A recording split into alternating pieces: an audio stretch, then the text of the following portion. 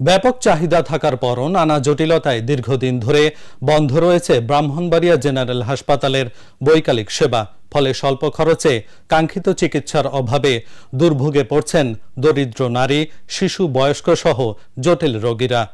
ব্রাহ্মণবাড়িয়া থেকে রিফাতান নাবিলের পাঠানো তথ্য ও ছবিতে ডেস্ক রিপোর্ট।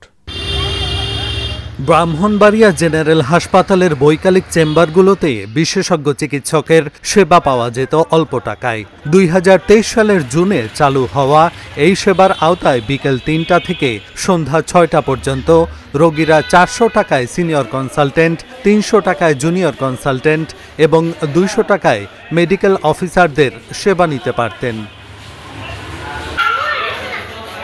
প্রাইভেট চেম্বারে বিশেষজ্ঞ চিকিৎসকদের সেবা নিতে যেখানে ভিজিট দিতে হয় 800 থেকে 1000 টাকা। এতে একদিকে যেমন দরিদ্র রোগীরা স্বল্প খরচে বিশেষজ্ঞ চিকিৎসা সেবা পেতেন, সরকারি কোষাগারেও বড় অঙ্কের রাজস্ব জমা হতো। তবে নানা জটিলতায় 2024 সালের ফেব্রুয়ারিতে বন্ধ হয়ে যায় এই সেবা। আমি অনেক দূর থেকে আসতে রোগী নিয়ে আসা থেকে বৈকালিক সেবা বন্ধ, তার কারণে আমার অনেক দূরে আবার ফিরে যেতে হবে। আমার সীমিত আয়ের কারণে বাহিরে 600-700 টাকা 1000 টাকা ভিজিট দেওয়া ডাক্তার দেখানো সম্ভব না। এজন্য আমরা সরকার হাসপাতাল কর্তৃপক্ষের কাছে আবেদন যে বৈকালিক সেবাটা আবার পুনরায় চালু করবে।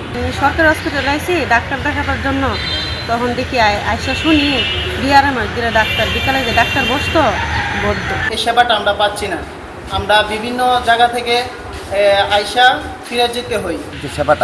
এই সেবাটা আপনাদের বিভিন্ন গরিব দুঃখী যারা আছে তারা আপনার নিত, এখন বিভিন্ন কী কারণে হয়তো এটা বন্ধ হয়ে গেছে এটা বলতে পারতেছি না, যে কোনো কারণে এটা বন্ধ হয়েছে।